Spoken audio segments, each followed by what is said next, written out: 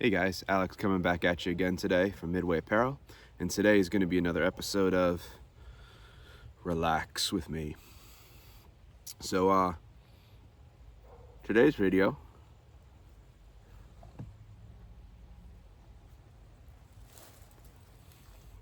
this is going to piss some people off, and I'm okay with that.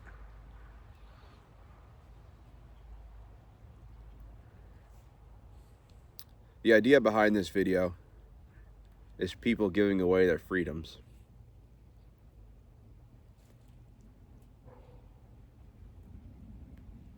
You're giving away their freedoms because they're focusing on the little things and not the big things.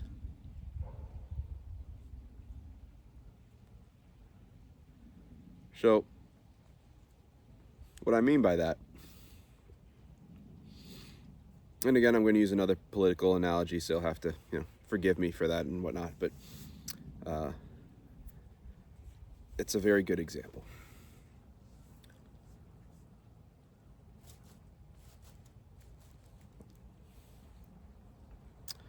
All the hot topic issues that are, for the most part, that are being discussed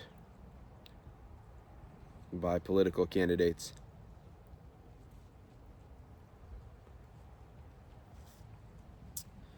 the things you're getting flyers for in the mail, which will thankfully be ending very soon.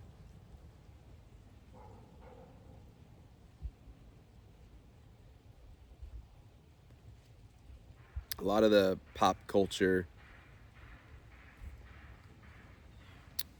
disputes and such going on right now. The reason we have celebrities coming out and discussing why they support this candidate or that one or whatever.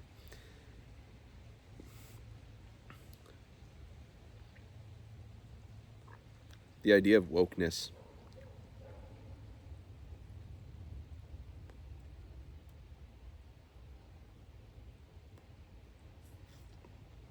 A lot of those ideas, a lot of those issues are actually pretty small things.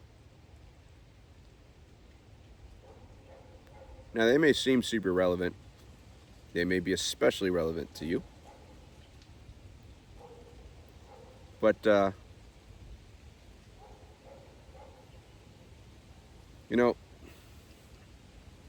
they're small in comparison to the big things. Because when we have political candidates attacking each other over, I don't know, let's say race. I feel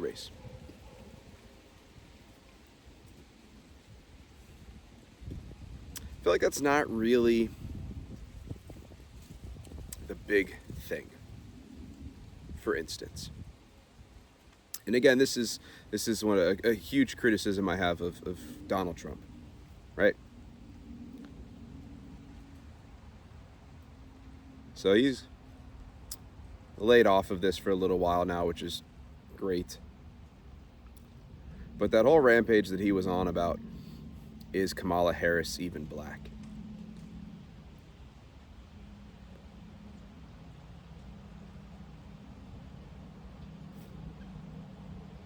It doesn't matter, right?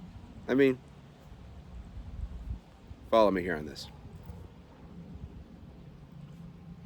Does it matter if the presidential candidate, to the majority of Americans, does it matter if the presidential candidate is white, black, Hispanic, Indian descent, Native American?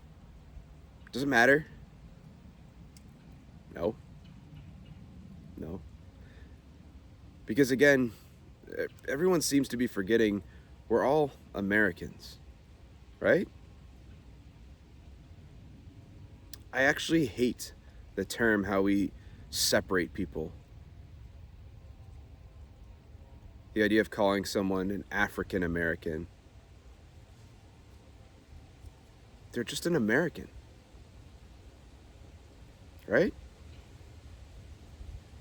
I mean, a requirement to become president is that you had to be born in this country.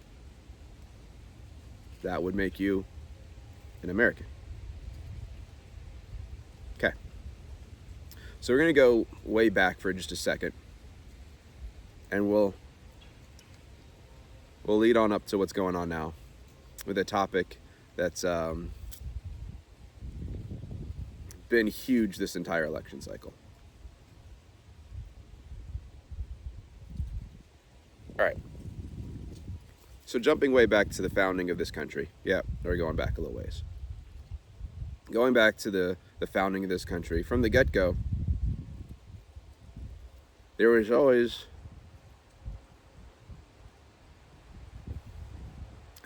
some debate about the role of the federal government and how large of a role the federal government was going to have. So people like Thomas Jefferson,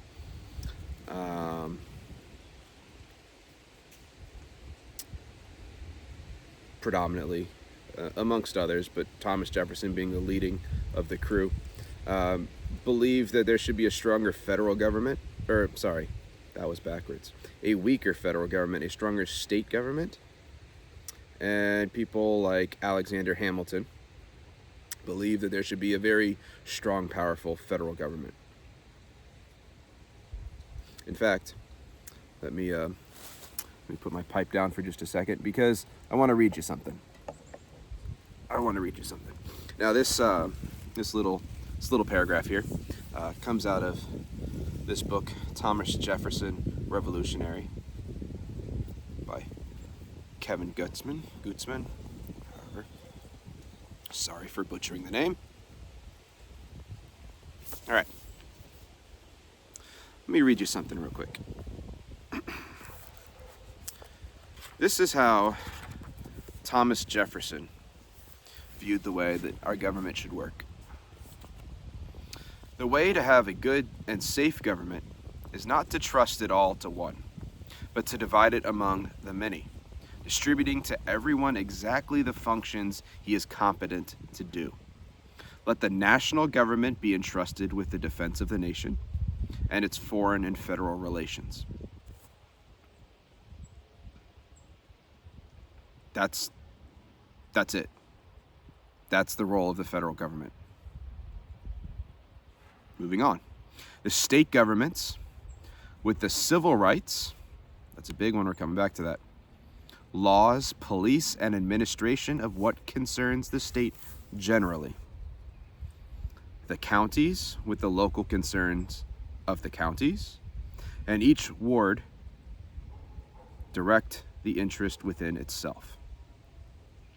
It is by dividing and subdividing these republics from the great national one down through all of its subordinations until it ends in the administration of every man's farm and affairs by himself, by placing under everyone what his own eye may superintend, that all will be done for the best.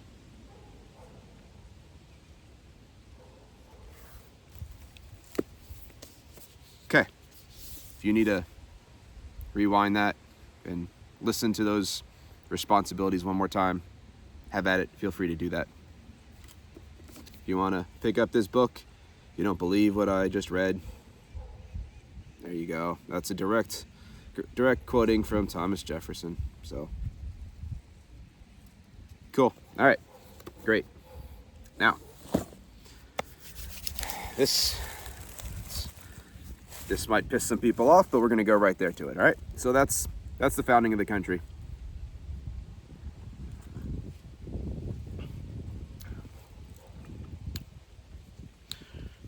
Where does it go next?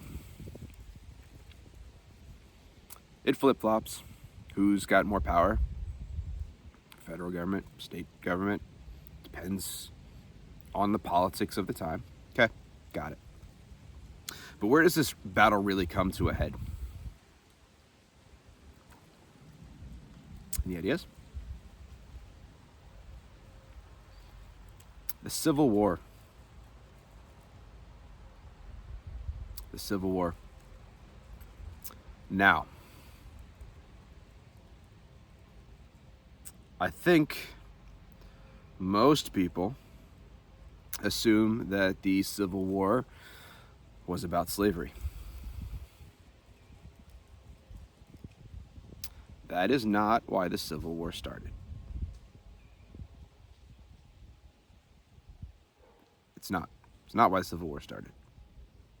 It became a means to an end, as the Union was actually not doing so great.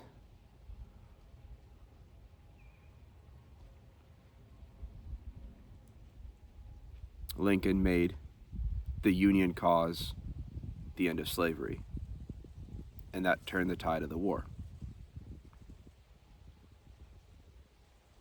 But initially, the Civil War was about state rights versus federal rights.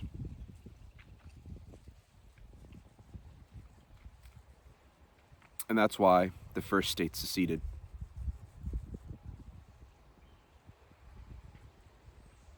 Now, since the end of the Civil War, with the Union victory, the federal government has grown massively in power. Massively.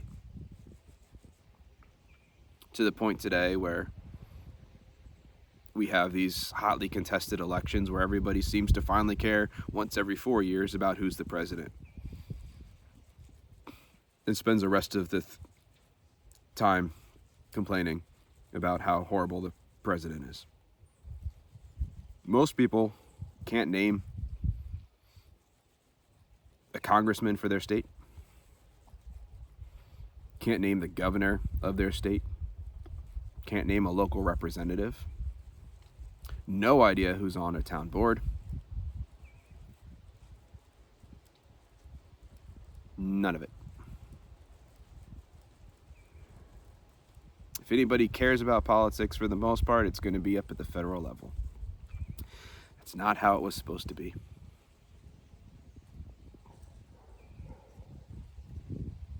But that's how it is. Now, have good things come from it? The ending of slavery? Of course. Of course. In fact,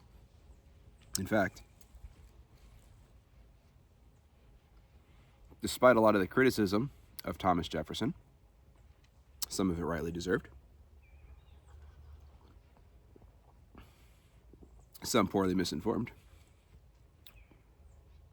Thomas Jefferson, when writing the Constitution, actually wanted to put the end of slavery in the Constitution, and that wording was changed. That was edited out of the U.S. Constitution before it was passed.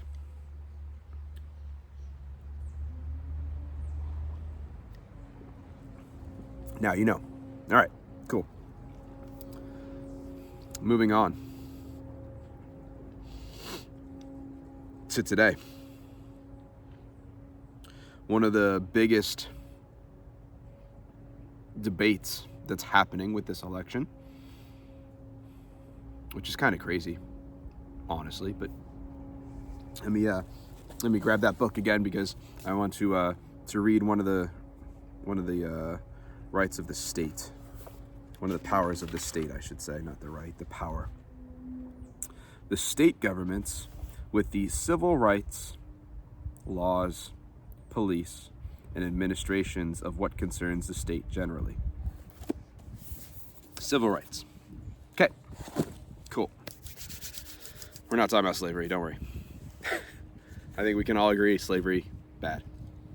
Glad it's gone. Yay. All right, cool. So, what's the hot topic that everyone's talking about? Women's rights. Yep. This may come as a shock, but just because, as I've been told, I'm a white male, my opinion does not matter. I do, in fact, have an opinion.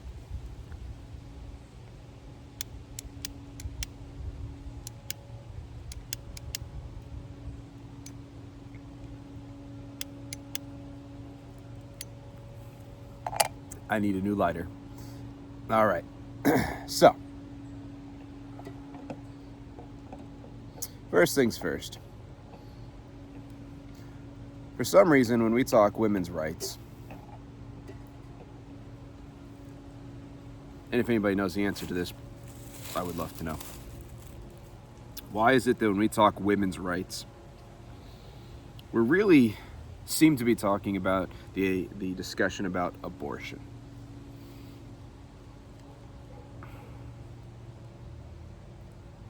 That's kind of weird on its own.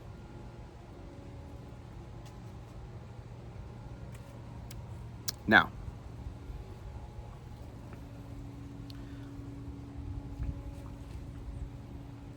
let me just throw this out there. I have been married for 13 years. I am the father of an 8-year-old. So obviously, I have some bias here. But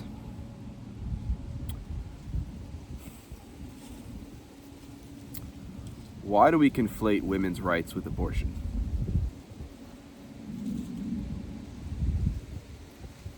Doesn't make any sense. Why do we want the federal government to step in here to tell people what they can and can't do with their bodies? If they're saying my body, my choice, then why do you need the federal government to say it's okay?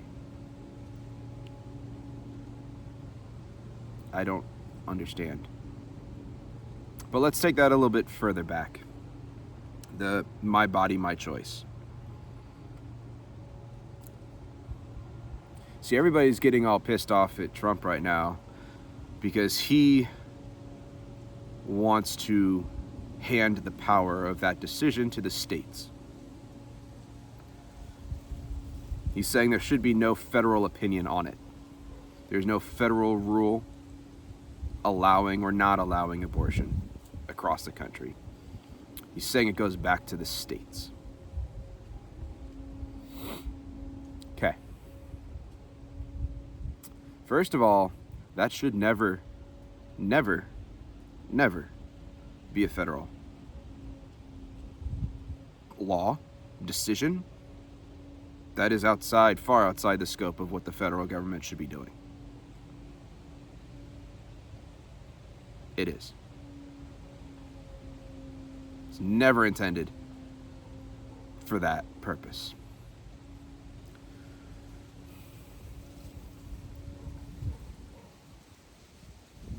Okay, so now there's concern. Well, what if you live in a state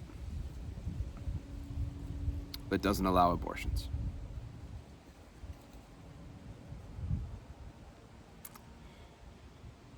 That's a decision you're going to have to make.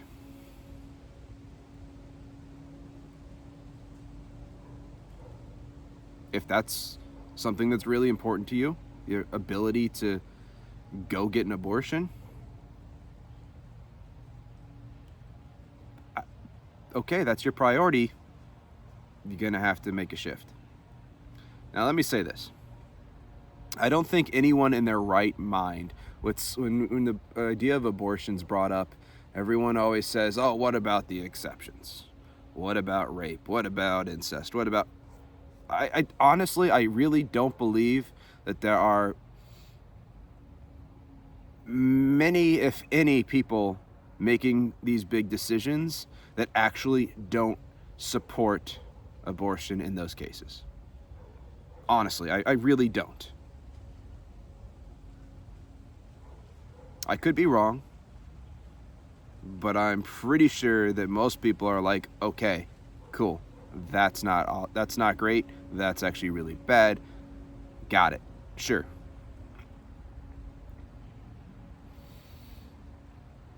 But again, they're listed as the exceptions, right? So those aren't the normal circumstances of getting an abortion.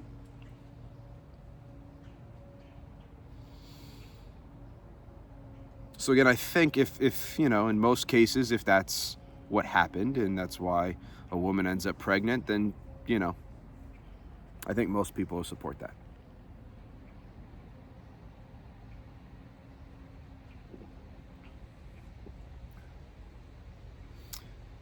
But here's the bigger thing. We're getting closer to the core issue by handing it down to states, but that's still way too far removed.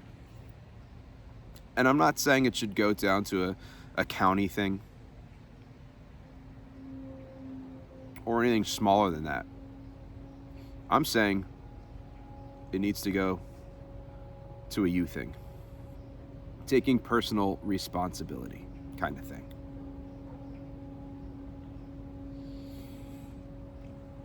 I think the vast majority of people that end up pregnant know how babies are made.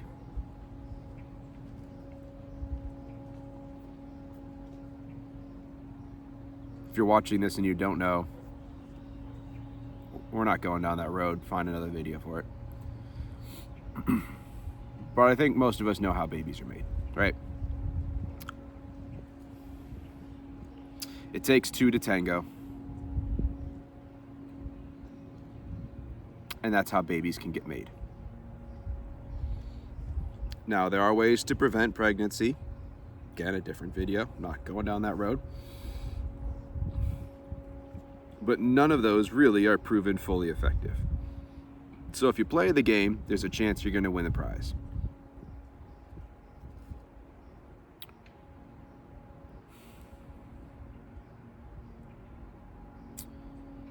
That's what I mean when I say it comes down to personal responsibility.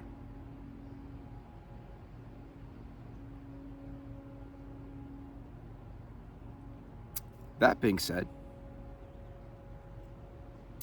I'm also very sick of people saying men's opinions don't matter in the topic of whether or not a woman's going to get an abortion. Because again, it took two to tango. You didn't spontaneously become pregnant. That doesn't happen. Sorry, doesn't happen. It took two to tango. And if he's a piece of garbage, you probably shouldn't have done that. If you're going to expect him to pay child support for 18 years,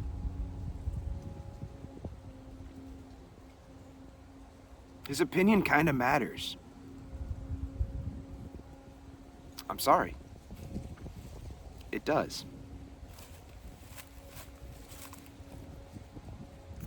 Now, I think having a family, I think having kids, I think that's one of the greatest things that we as humans can experience. I get it. There's rough days. It's not always fun. You don't get that much free time as an individual. But you are raising the future.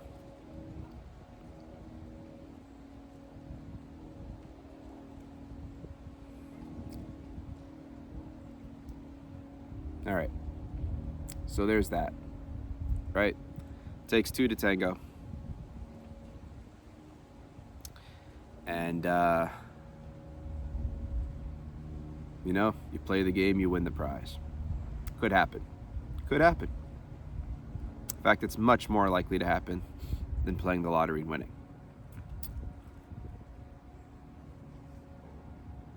So we need to practice some self-responsibility here.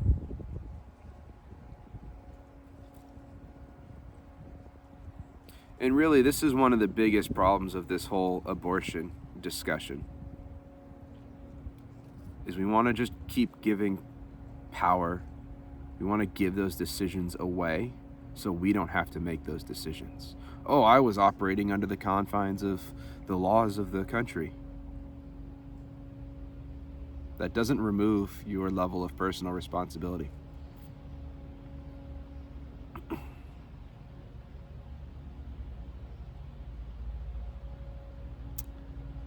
Yeah. Now,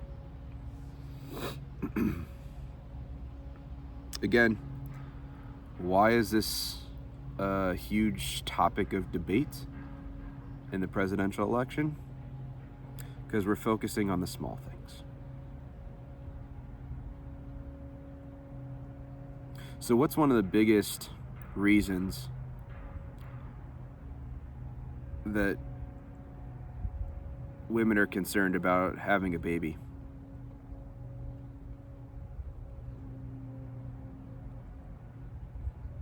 Not having money to take care of the kid, to raise the kid. See, this is the wonder of that good old family system of having two parents in the household. So this goes to dismantling the core family unit, which is really, really important in the raising of children.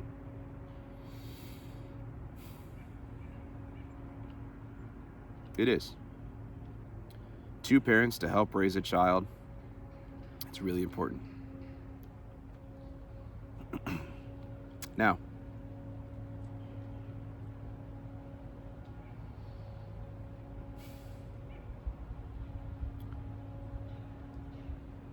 taking women out of the workforce. That's the other big one, right?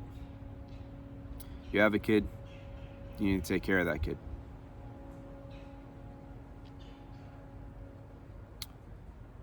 See, I think there's a bigger issue here because growing up, when my older brother was born, my mom stopped working outside the home. She raised me and my brother while my dad went to work. But here's the crazy part about that. We were able to get by pretty well with one salary, one income.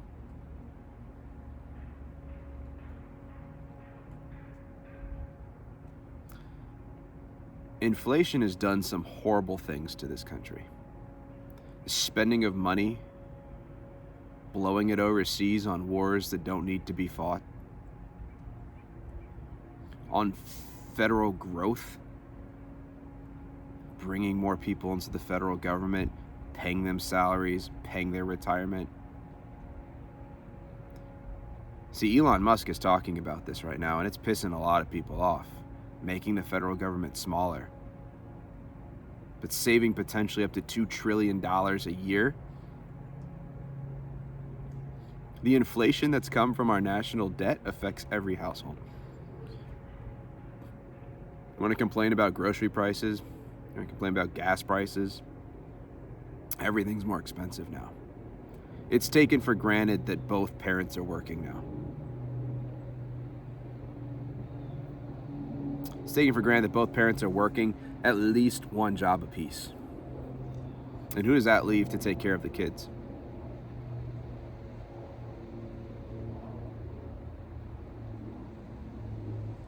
The school system?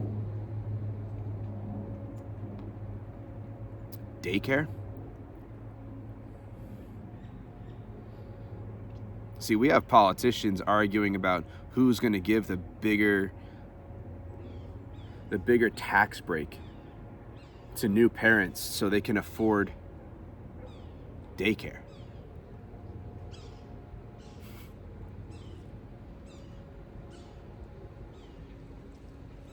No, I don't accept that. I don't accept that. That's not the point. Your job as a parent is to raise your children, not the state, through school and daycare. It's your job. So when we look at these bigger problems, how about we look at that one? Why are we in a place where housing is so expensive, where cars are so expensive? Why is everything so expensive? You used to be able to, with one income, afford a home, afford a car or two, put your kid through college on one income.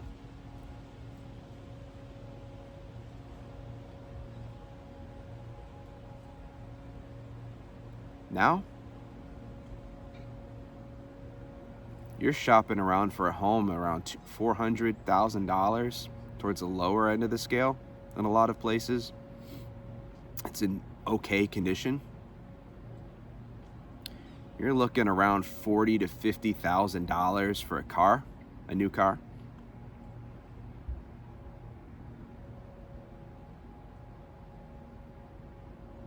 You're looking well over $100,000 for a bachelor's degree.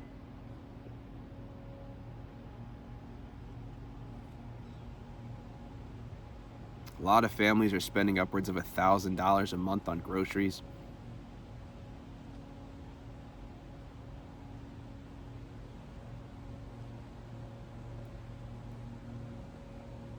See, it's bigger issues like that our politicians should be talking about, that they should be debating about. It's not who's going to give a bigger tax cut for this, that, or the other thing.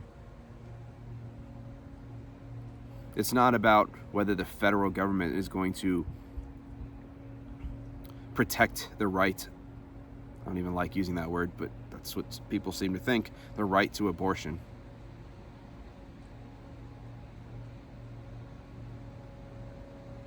Again, if you can't afford a kid, you know how kids are made, don't do it.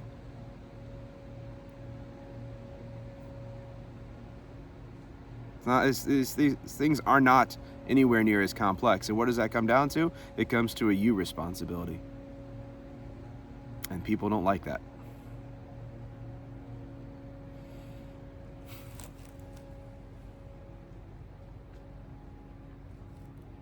Well,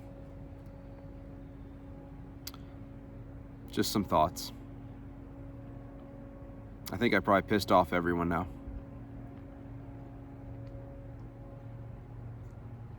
That's okay. If by chance you did actually like the video,